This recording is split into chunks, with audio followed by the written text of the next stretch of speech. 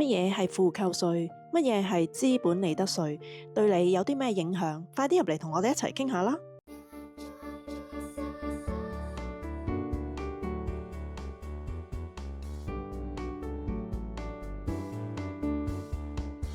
大家好，娜姐喺度。大家好，我係 Alison， 歡迎嚟到呢一節，請大家俾個 like 支持下我哋今日嘅節目。嗱，今集咧最主要係講兩個最重要嘅改變 ，negative gearing 同埋 capital gain tax。咁另外咧會簡單提一提房屋空置稅啦，同埋海外業主要注意嘅事項嘅。第一部分 negative gearing 負扣稅。嗱，以前咧投資樓如果租金低過利息同開支，虧損嘅部分咧係可以扣減你人工稅嘅喎。咁我哋而家俾個簡單嘅例子大家，假如你年薪係9萬蚊，你買咗一間投資樓，一年嘅租金咧係25,000蚊，咁而你要還嘅利息、管理費、council rate 等，要用你32,000蚊，呢個32,000蚊咧減翻你一年嘅租金咧，咁你係直接產生呢個7,000蚊嘅虧損嘅喎。咁以舊規則咧，應課稅收入就會由9萬蚊減翻7,000蚊，就會變成83,000蚊。咁咧你就可以喺度咧慳到幾千蚊噶啦。新規則2026年5月12號之後，政府提出未來新購入嘅部分二手投資樓可能會受到新負扣稅嘅影響，由2027年7月1日起，虧損唔可以再用嚟扣減工資等其他收入，而可能只可以留待抵扣未來租金收入或者係資本增值。如果想繼續享受負扣稅，投資者可能要重新考慮買新樓，二手樓就要計清楚現金流先至好買。投資者亦可能需要更加留意現金流同埋持有成本。究竟乜嘢係 capital gain tax 資本利得稅？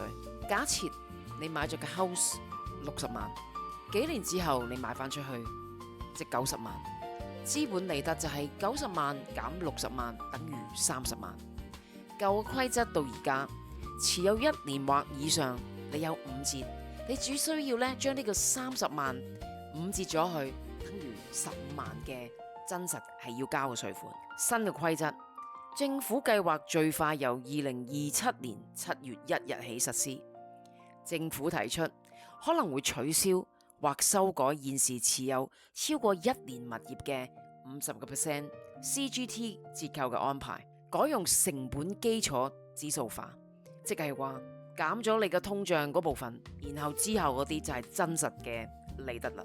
嗱，假設期間通脹調整後，真實嘅利得變成24萬，你就要全部計稅。政府亦提出設立30% 最低稅率機制，但實際計算方法都要等翻佢哋立完法之後公布嘅細節先至作準。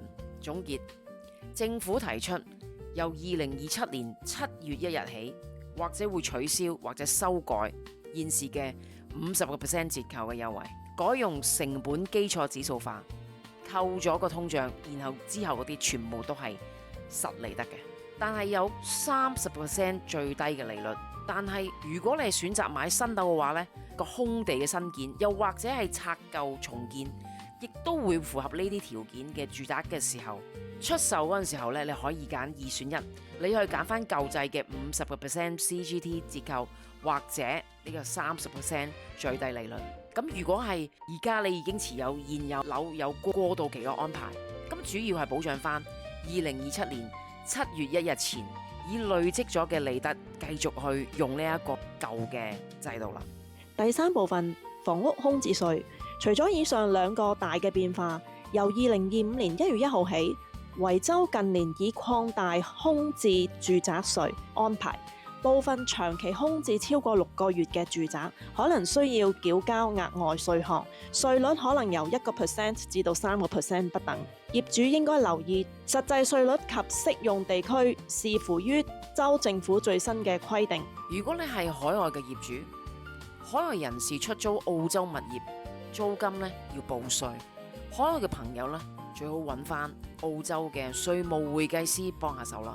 總結嚟講咧，政府表示希望透過調整稅務優惠，將投資導向新建房屋供應，鼓勵起新屋，幫助年青小市民更加容易買樓上車。而家嘅業主相對嚟講咧，影響較細，但係新投資者咧就要重新去計數啦。冇錯啦，嗱，稅務咧永遠在變，適應規則係最重要。咁你覺得呢一個新規則對你或者我哋呢啲小市民，究竟係一件好事定壞事啊？你喺留言區話俾我哋聽。嗱，如果你喜歡我哋今日嘅片，可以經過呢個 Super Fans 支持下我哋嘅製作。嗱，記得 share 俾你朋友仔 ，like 同埋 subscribe。咁我哋下一個 video 再見，拜拜。以上內容只作一般教育及資訊用途，並非個人化財務、稅務或投資建議。部分內容涉及政治討論及市場分析，未必正式成立。稅務法例可能隨時會改變，請務必諮詢持牌財務顧問、註冊稅務代表或相關專業人士，並參閱 ATO Services Australia 及政府官方最新資料。本頻道及講者對任何因依賴本影片而產生的損失或決定概不負責。